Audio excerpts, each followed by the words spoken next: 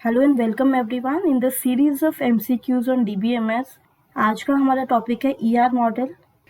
Our first question is which of the following gives a logical structure of the database graphically.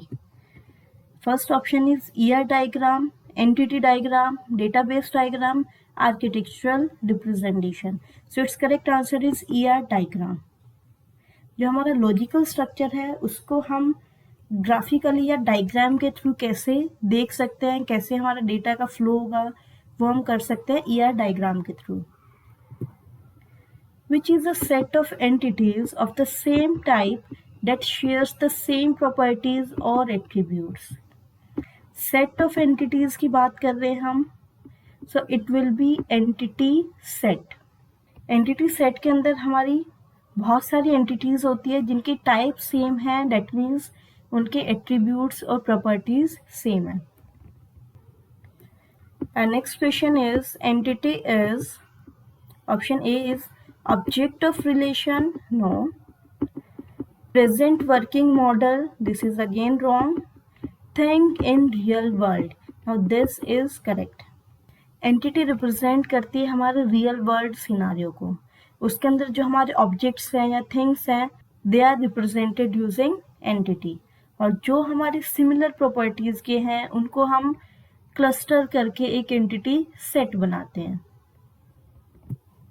And next question is the descriptive property possessed by each entity set is. Descriptive property की बात कर रहे हैं, that means attribute. Okay, very good question. If you were collecting and storing information about your music collection, an album would be considered as।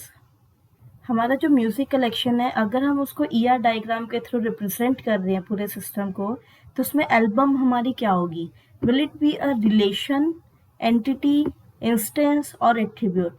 It will be an entity, क्योंकि album है उसकी कुछ properties होगी। बहुत सारी albums को हम group करके पूरी एक एंटिटी सेट बना देंगे। सो एक सिंगल एल्बम हमारी बनेगी entity and group of albums बनेगा हमारा entity set. The attribute name could be structured as an attribute consisting of first name, middle name and last name. This type of attribute is called, एक single attribute है हमारा name, उसके अंदर हम further 3 और values ले सकते हैं, like first name, middle name and last name. So it is an example of composite attribute. Multi valued attribute क्यों नहीं है? मल्टी वैल्यूड में हमारे पास एक सिंगल एट्रीब्यूट होता है, उस एट्रीब्यूट के हम पार्ट्स नहीं कर रहे हैं, बट उस एट्रीब्यूट की मल्टीपल वैल्यूज हो सकती हैं। But in this case composite attribute, हम एट्रीब्यूट के ही फर्दर पार्ट्स कर सकते हैं। The attribute age is calculated from date of birth. अगर हमें डेट ऑफ बर्थ गिवन है उससे हम एज कैलकुलेट कर सकते हैं, अगर हमें प्रेजेंट डेट भी पता है और डेट ऑफ बर्थ भी। Then attribute age is derived attribute. एक गिवन वैल्यू से हमने दूसरी वैल्यू ड्राइव की है। Which of the following can be a multi valued attribute? Phone number. ना एक सिंगल पर्सन के मोर देन 1 फोन नंबर हो सकते हैं, so this is a multi valued attribute. Name, एक सिंगल पर्सन का एक सिंगल नेम ही हो सकता है, ऐसा नहीं है उसके एक से ज़्यादा नाम होते हैं, so this will be wrong. Date of birth, ये भी हमारी सिंगल होती है, so correct option is option A. Which of the following is a single valued attribute? Registration number, ये हमारा यूनिक होता है, सिंगल वैल्यू होती है। एड्रेस, एक पर्सन के एक से ज़्यादा एड्रेस हो सकते हैं। सब्जेक्ट टेकन, एक से ज़्यादा सब्जेक्ट हम ले सकते हैं, और रेफरेंस भी एक से ज़्यादा हो सकते हैं। Sir correct option is option A. In an ER diagram ellipsis represent, ER diagram में एलिप्सिस के through we represent attributes. So correct option is option A. Diamond क्या रिप्रेजेंट करता है? डायमंड के through we represent relationship set. Rectangle represent entity set.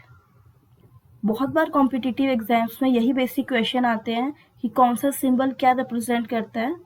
जितने भी important symbols हैं वो हमने इस वीडियो में कवर किए हैं। आप ट्राई करना जितने भी ER डायग्राम में सिंबल्स यूज होते हैं आपको सब याद हो। Okay, now double rectangle represents week entity set. अगर एक सिंगल रेक्टेंगल है तो सिंपल एंटिटी सेट, अगर हमने डबल रेक्टेंगल यूज किया है that means week entity set. Which symbol denote derived attributes in ER diagram? Derived attributes के लिए we use dashed ellipses. Simple attribute है तो simple ellipse, but in case of derived it will be dashed ellipse. So our correct option is option A. The total participation by entities is represented as, total participation will represent as double line. It will be like this. Match the following. Composite attribute, multi value, derived और उनकी कुछ definition दी हुई है, उनके हमें match करना है। सो definition देखते हैं। First is attribute whose value is calculated from other attributes, that means derive कर रहे हैं हम वैल्यू को, so it will be derived attribute. Next is attribute that can be further subdivided to add additional attribute, एक single attribute के अंदर से भी हम और एट्रीब्यूट्स फाइंड आउट कर सकते हैं, that means composite attribute. Last is attribute that can have more values, multi-valued attribute. The degree of the relationship is number of participating entities in a relationship. Say this is my relationship set, इसके अंदर हम कितनी entities इसके साथ join कर रहे हैं, that will be my degree of relationship. अगर हमने दो entities लिए that means binary, if we are taking 3 that means ternary and so on. Which of the following is not the degree of relationship? Single, binary, ternary, n-ary. Single कुछ नहीं होता है हमारा, it is unary relationship. Dash express the number of entities to which another entity can be associated via a relationship set. It is cardinality ratio. It is also known as mapping cardinality. बहुत बार exam में दूसरी term use होती है, generally हम confuse हो जाते हैं। So friends do remember cardinality ratio और मैपिंग कार्डिनलिटी दोनों सेम है, and like 1 to 1, 1 to many, many to 1, many to many. Our next question is, an entity in A is associated with at most one entity in B. So this is my entity set A, this is my entity set B, और ये हमने इसके अंदर suppose कुछ entities ले ली है। Now it is saying entity in A is associated with at most one entity in B, यानी कि मैक्सिमम एक एंटिटी के साथ एसोसिएट हो सकती हैं। ऐसा जरूरी नहीं है कि सारी सबके साथ एसोसिएट हो। Fine. An entity in B, however, can be associated with any number of entities in A. So एक single entity in B वो एक से ज़्यादा एक ही entity के साथ associate हो सकती हैं। So इसको हम क्या बोलेंगे? It will be many to one. बिल्कुल क्लियर हो रहा है डायग्राम से? How to express that some person keeps animals as pets? Some person main हमारी टर्म है, keeps animals as pets. अब वो एनिमल 0 भी हो सकता है, 1 भी हो सकता है, मोर देन 1 भी हो सकता है। ऐसा भी पॉसिबल है एक पर्सन के पास कोई भी एनिमल नहीं है। फाइन, इतना हमारे स्टेटमेंट से क्लियर है। सो 0 और मोर, सो हमारा रिलेशन बनेगा 1 to many, ठीक है। पर्सन की साइड 1 एंड एनिमल की साइड मैनी। अब वो मैनी एनिमल्स में जीरो से लेके कितने भी एनिमल्स हो सकते हैं। सो 0 से लेके दिस वन स्टार और asterisk that represents many. Okay, so C and D option हमारा इनकरेक्ट हो गया है, बिकॉज हमारा रिलेशनशिप मैनी टू 1 नहीं है, इट इज 1 to मैनी। अब 1 to मैनी में भी जो पेट है वो आएगा हमारा एनिमल की side. Sir correct option is option A. An entity set that does not have sufficient attributes to form a primary key. Now this is the definition of weak entity set. For a weak entity set to be meaningful, It must be associated with another entity set in combination with some of their attribute values is called weak set में हमारे पास primary की नहीं है, सो हमें उसे associate करना पड़ता है दूसरी एंटिटी सेट के साथ। अब वो दूसरी एंटिटी सेट को हम क्या बोलते हैं? ये क्वेश्चन बहुत बार एग्जाम में आया है। It's correct answer is owner entity set, और इस ओनर एंटिटी सेट का एक और नाम है that is identifying entity set. So कोई भी आपके पास ऑप्शन हो उसको हमें टिक करना है। What kind of mechanism is to be taken into account for converting a weak entity set into strong entity set? अब वीक एंटिटी सेट को अगर हमें स्ट्रॉन्ग में कन्वर्ट करना है तो हमें क्या करना पड़ेगा? वीक में हमारे पास प्रॉब्लम क्या है कि प्राइमरी की नहीं बना पा रहे हम, सो हमें उसमें अगर और एट्रीब्यूट्स हम ऐड कर देंगे, एक ऐसा एट्रीब्यूट ऐड कर रहे हैं जो टपल्स को यूनिकली आइडेंटिफाई कर रहा है, तो वो हमारी स्ट्रॉन्ग एंटिटी बन जाएगी। So our correct option is adding suitable attributes. सिर्फ बेसिक्स क्लियर होने चाहिए। अगर आपके बेसिक्स क्लियर है आप कोई भी क्वेश्चन अटेम्प्ट कर सकते हो। सो इसमें हमें सिर्फ ये पता होना चाहिए वीक एंटिटी सेट क्या होती है, उसके पास क्या नहीं है जो स्ट्रॉन्ग एंटिटी सेट के पास है। Next question is in ER model Y is the dominant entity and X is subordinate entity. So आप इसको ऐसे समझो, Y है हमारी ओनर एंटिटी सेट और X है हमारी weak entity set. Fine sir, options are if X is deleted, if weak entity set is deleted, then Y is also deleted. No, क्योंकि वो हमारा मास्टर है, ऑनर है Y, so उस पर कोई फर्क नहीं पड़ेगा अगर हम X को डिलीट कर रहे हैं। If Y is deleted, then X is also deleted. This is my owner set, this is my weak entity set. अगर मैं ओनर एंटिटी सेट को डिलीट कर रही हूँ तो वीक भी हमारा डिलीट हो जाएगा। So our correct option is option B. अगर मैं एक्स को डिलीट कर रही हूँ तो वाई के ऊपर कोई फर्क नहीं पड़ेगा, बट वाई को डिलीट करने से एक्स पर फर्क पड़ता है। You can assume it as parent child relationship. Which of the following statements is false about weak entity set? Weak entities can be deleted automatically when their strong entity is deleted. Now this is true, ये भी हमने किया है। Weak entity set avoids the data duplication and consequent possible inconsistencies caused by duplicating the key of the strong entity. This is also true. A weak entity set has no primary keys. True, unless attributes of strong entity set on which it depends are included. This is also true. Weak entity set की definition ही यही है कि उसमें primary key नहीं है। Last is tuples in a weak entity set are not partitioned according to their relationship with tuples in strong entity set. This is wrong. So इस question में हमें बताना है कि कौन सी हमारी false statement है। So our correct option is option D. In an ER model, suppose R is a many-to-one relationship from entity set E1 to entity set E2. So this is my E1, this is my E2. इसके अंदर कुछ entities हैं, okay. E2 में भी हमने कुछ entities लिए हैं, ओके। ये हमारे दो एंटिटी सेट है, हमारे बीच में इनके बीच में रिलेशनशिप है R. Assume that E1 and E2 participate totally in R and that cardinality of E1 is greater than cardinality of E2. Cardinality of E1 का मतलब है E1 के अंदर हमने कितनी एंटिटीज ली हैं, जो इसके अंदर हमने जो सेट बनाया है E1, इसके अंदर कितने डॉट्स लिए हैं। Now it is saying कि number of dots in E1 is greater than number of dots in E2. Okay? अब हमें बताना है कौन सी स्टेटमेंट ट्रू है। Our first statement is every entity in E2 is associated with at most one entity in E1. Now इनके बीच में relation क्या है? Many to one. ये क्वेश्चन में दिया हुआ है हमें, मैनी टू वन रिलेशनशिप है।